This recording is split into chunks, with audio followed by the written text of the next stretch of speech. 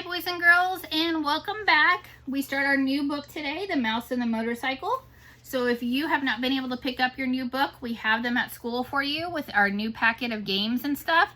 So make sure you are able to come pick up your new items, okay? Chapter 1, The New Guest.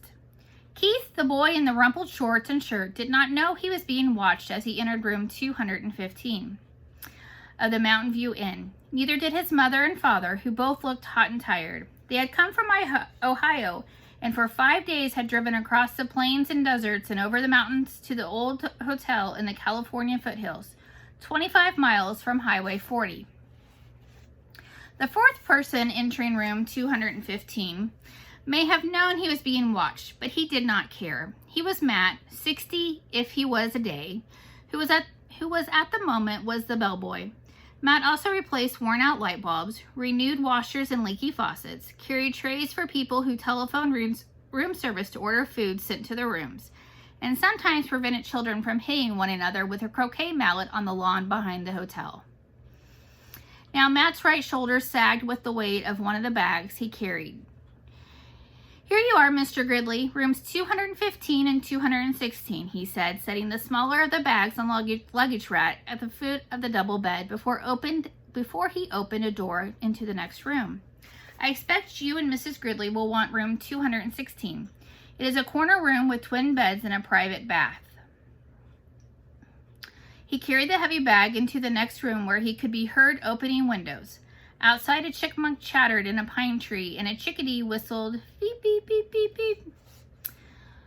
The boy's mother looked critically around room 215 and whispered, "I think we should drive back to the main highway.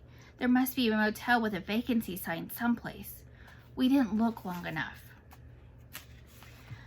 "Not another mile," answered the father. "I'm not driving another mile on California Highway on a holiday weekend. Did you see the way the truck almost forced us off the road?" "Dad, did you see those two fellows on motorcycles?" began the boy and stopped, realizing he should not interrupt an argument.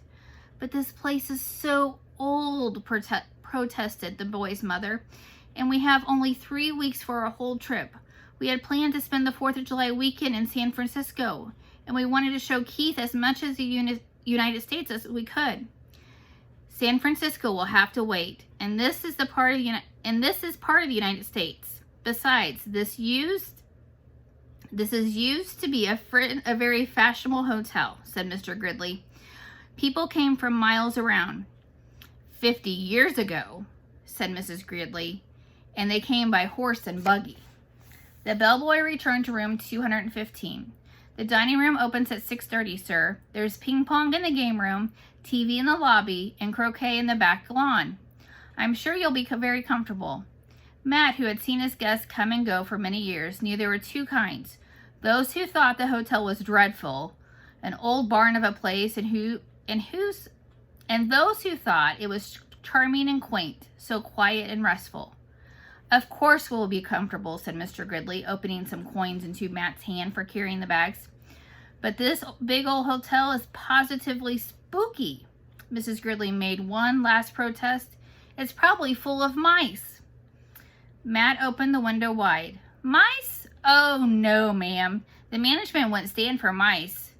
"I wouldn't mind a few mice," the boy said as he looked around the room at the high ceiling and the knotty pine walls and the carpet so threadbare that many of the roses had almost entirely faded. The one chair with the antimacassar on its back, the wash basin, and the towel racks in the corner of the room. "I like it here," he announced. "A whole room to myself. Usually I get a cot in the corner of the motel room." His mother smiled relentlessly, and then she turned to Matt.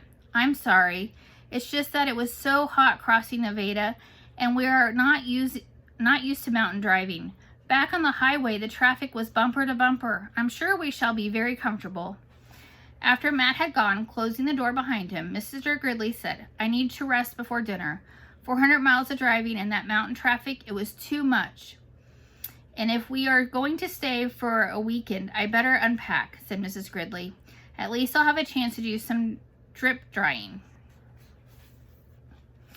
Alone in room 215, unaware that he was being watched, the boy began to explore. He got down on his hands and knees and looked under the bed. He leaned out the open window as far as he could and greedily inhaled deep breaths of pine-scented air. He turned the hot and cold water on and off in the wash basin and slipped one of the small bars of paper-wrapped soap into his pocket. Under the window, he discovered a knothole in the pine wall down the floor and, squatting, poked his finger into the hole. When he felt nothing inside, he lost interest. Next, Keith opened his suitcase and he took out an apple and several small cars, a sedan, a sports car, and an ambulance about 6 inches long, and a red motorcycle, half the length of the cars, which he dropped on the striped bedspread before he bit into an apple. He ate the apple noisily in big chomping bites, and then he laid the core on the bedside table between the lamp and the telephone.